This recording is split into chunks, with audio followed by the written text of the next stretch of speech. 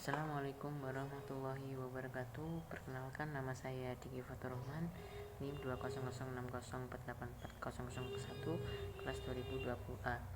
Di sini saya akan menjawab pertanyaan soal UTS mata kuliah metodologi penelitian. Dosen pengampunya adalah Pak Purbo.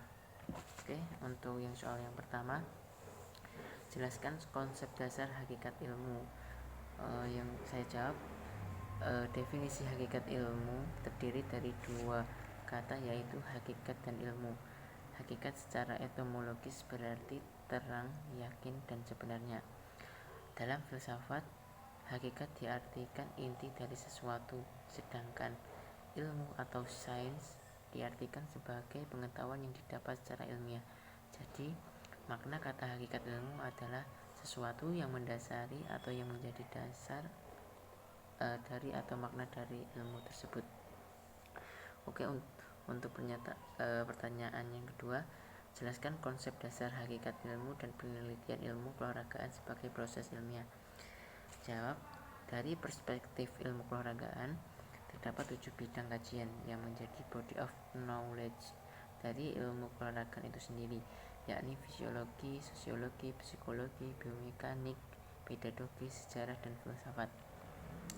Peneliti bisa juga masuk pada kajian yang lebih spesifik yang menjadi ciri khas dan keunikan ilmu keolahragaan karena tidak dibatas oleh disiplin ilmu lainnya, yakni ilmu gerak, ilmu bermain, dan ilmu kepelatihan. Harus diakui bahwa ilmu keolahragaan pada dasarnya bukanlah ilmu tunggal atau monodisiplin yang berdiri sendiri, melainkan merupakan amalgamasi dari sejumlah disiplin keilmuan. Untuk pertanyaan yang ketiga, jelaskan apa pengertian penelitian. Penelitian adalah usaha untuk menemukan, mengembangkan, dan menguji kebenaran suatu menggunakan metode ilmiah. Dan yang keempat, berapa macam jenis penelitian? Jenis penelitian ada 5. Yang pertama, penelitian kualitatif, penelitian kuantitatif, penelitian eksperimen, penelitian deskriptif, penelitian campuran.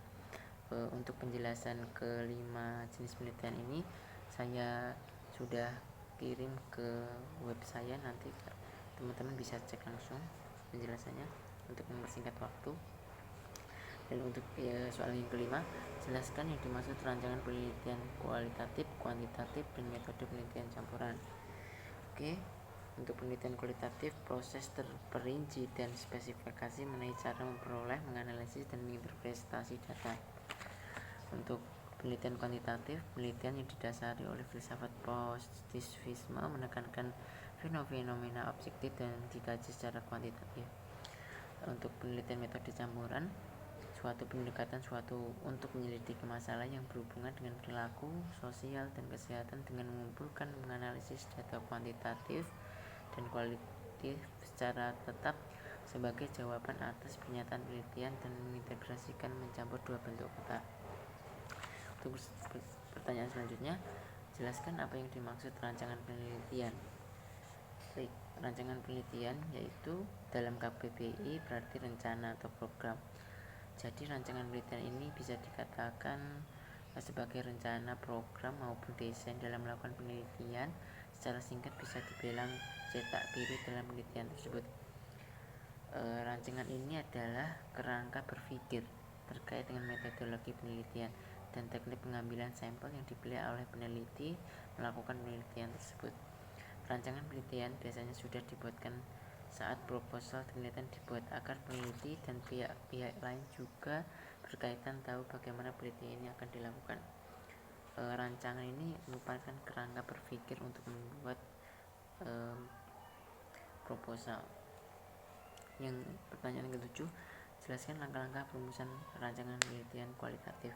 Baik, di sini saya akan membacakan langkah-langkahnya saja. Mungkin untuk penjelasan bisa dilihat di web saya yang sudah saya kirim.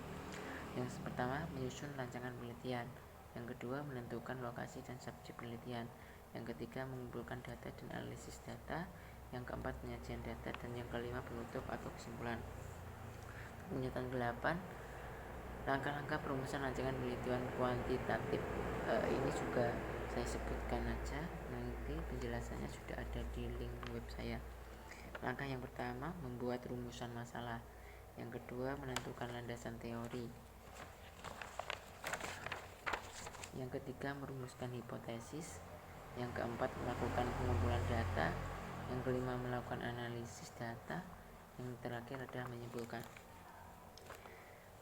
Untuk pertanyaan 9, buatlah rancangan penelitian mulai dari judul sampai dengan metode analisis data dilengkapi dengan literatur yang relevan.